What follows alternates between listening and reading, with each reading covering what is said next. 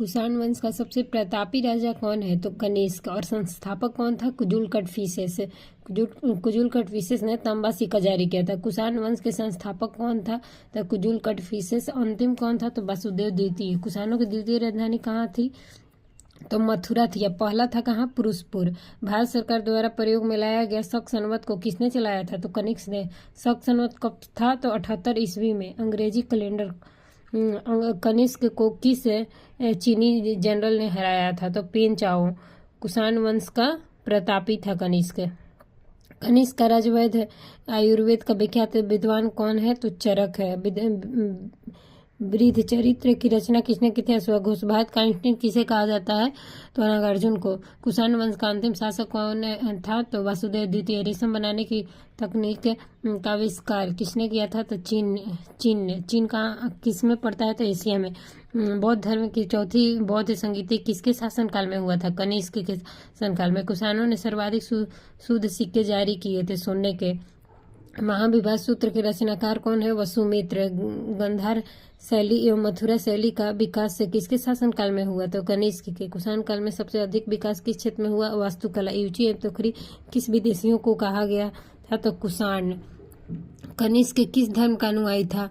तो बौद्ध धर्म का। बौद्ध धर्म किस शाखा से संबंधित था? तो महायान। चरक संहिता की रचना किसने किया था? तो चरक ने।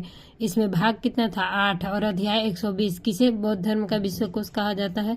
तो इनमें से कोई नहीं।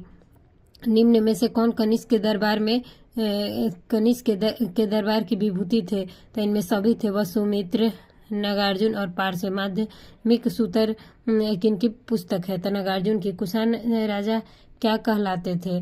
तो देवपुत्र कहलाते थे। कनिष्क की मृत्यु कब हुई थी? 102 ईस्वी में। रेशम मार्ग का आरंभ किसने करवाया था? तो कनिष्क ने। संगम 31वां संगम स्थान कहाँ था? तो ये था मदुरा। संगम युग में राजा के न्यायालय को क्या कहा जाता था? मंदम। किस काल में ब्राह्मण मांस भक्षण एवं सूरा पीते थे? संगम। किस काल में समाधियों के स्थान पर पत्थर गाड़ने की प्रथा थी? संगम। संगम काल में किसानों को क्या कहा जाता था? बेलार। संगम काल में मोती खोजने का प्रमुख पतन था कुरकई। संगम युग का प्रथम संगम स्थान था मदुरा। और दूसरा कहा था? कपाटपुरम। दूसरा 3700 ईस्वी में हुआ था। राजकुमार उदय कुमारम एवं मणिमेकलय। कुवलन एवं नर्तकी माधवी की पुत्री की प्रेम कहानी किसमें है? तो मणिमेकलय में।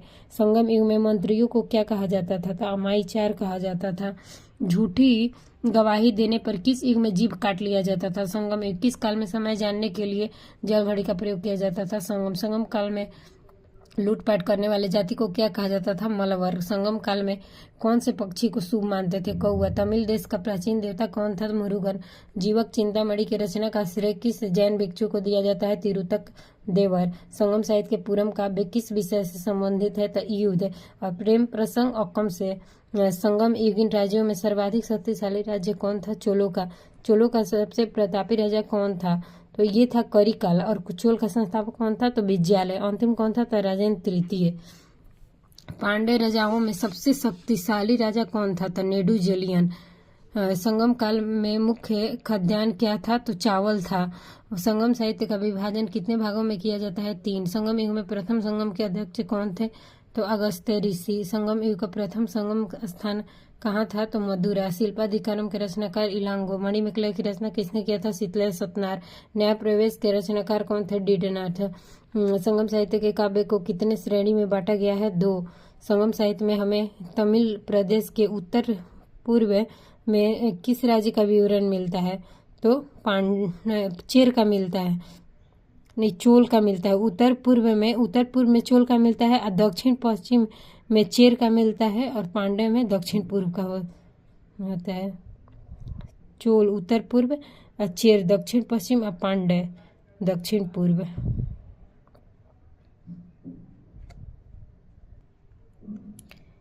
किस चेर राजा ने अधिराज की उपाधि धारण की थी? तसेन गुटवन। संगम युग का तीसरा राज्य किनका था? पांड्यों का।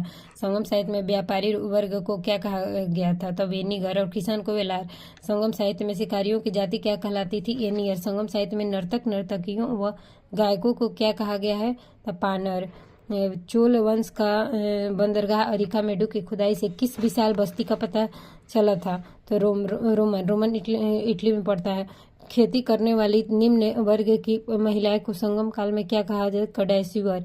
तमिल देश में मुरुगन का प्रतीक क्या माना जाता है? मुर्गा। संगम काल में मिस्र के किस नाविक ने मानसूनी हवाओं के सहारे समुद्र पार करने की विधि खोजा था? तो कोवलन नहीं, ये हिप्पोलस होगा।